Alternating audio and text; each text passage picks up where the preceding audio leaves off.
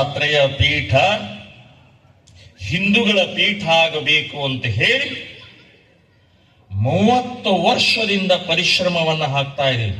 ಪುಕ್ಕಟೆ ಅಲ್ಲ. ಲಾಠಿ, ಜೈಲು, ಕೇಸು, ಅವಮಾನ, ಅಪಮಾನ, ಅಪಪ್ರಚಾರ ಎಲ್ಲವನ್ನೂ ಎದುರಿಸಿದೀವಿ. ವಿಶ್ವ ಹಿಂದೂ ಪರಿಷತ್ ಮತ್ತು ಬಜರಂಗ ದಳದವರು ಎಲ್ಲನೂ ಎದುರಿಸಿದೀವಿ.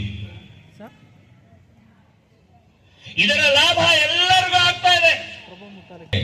ಹಿಂದೂ ಸಮಾಜ ಬಡಿದೆಬ್ಬಿಸಿದಂತಹ, ಜಾಗೃತಿ ಮೂಡಿಸಿದಂತಹ, ಸಂಘಟನೆಯನ್ನು ಗೂಡಿಸಿದಂತಹ ಈ ದತ್ತಪೀಠದ ಹೋರಾಟ ಇವತ್ತಿಗೂ ಮುಂದುವರೆದಿದೆ.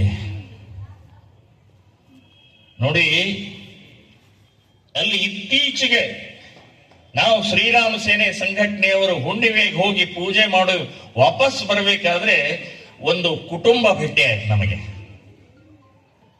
ದಂಪತಿ ಅವ್ರು ಹೇಳಿದ್ರು, ನಾವು ಕಳೆದ 1 ವರ್ಷದಿಂದ ನಿರಂತರವಾಗಿ ಈ ದತ್ತಾತ್ರೇಯ ಪೀಠಿಗೆ ಪ್ರತಿ ಹುಣ್ಣಿಮೆಗೆ ಬರ್ತಾ ಇದ್ದೀವಿ.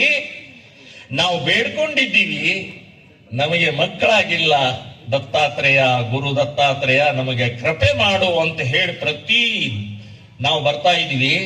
ನನಗೊಬ್ಬ ಮಗ ಆಗಿದ್ದಾನೆ. ಆ ದಂಪತಿ ಹೇಳಿದ್ರು, ಇದೇ ಗುರು ದತ್ತಾತ್ರೇಯ ಆಶೀರ್ವಾದದಿಂದ ನನಗೆ ಮಗ ಆಗಿದ್ದಾನೆ, ಅದಕ್ಕೆ ನಾವು ನಿರಂತರವಾಗಿ ಬರ್ತಾ ಇದ್ದೀವಿ ಅಂತನ್ನುವಂಥದ್ದು ಹೇಳಿದ ಮೇಲೆ ನಾನು ಹೇಳಿದೆ, ನಿಮ್ಮ ಕುಟುಂಬ ಅಷ್ಟೇ ಅಲ್ಲ, ಇಂಥ 100 ಕುಟುಂಬಗಳಿಗೆ ಶ್ರೀ ಗುರು ದತ್ತಾತ್ರೇಯರ ಆಶೀರ್ವಾದ, ಕೃಪೆ ಎಲ್ಲವೂ ಸಿಕ್ಕಿದೆ.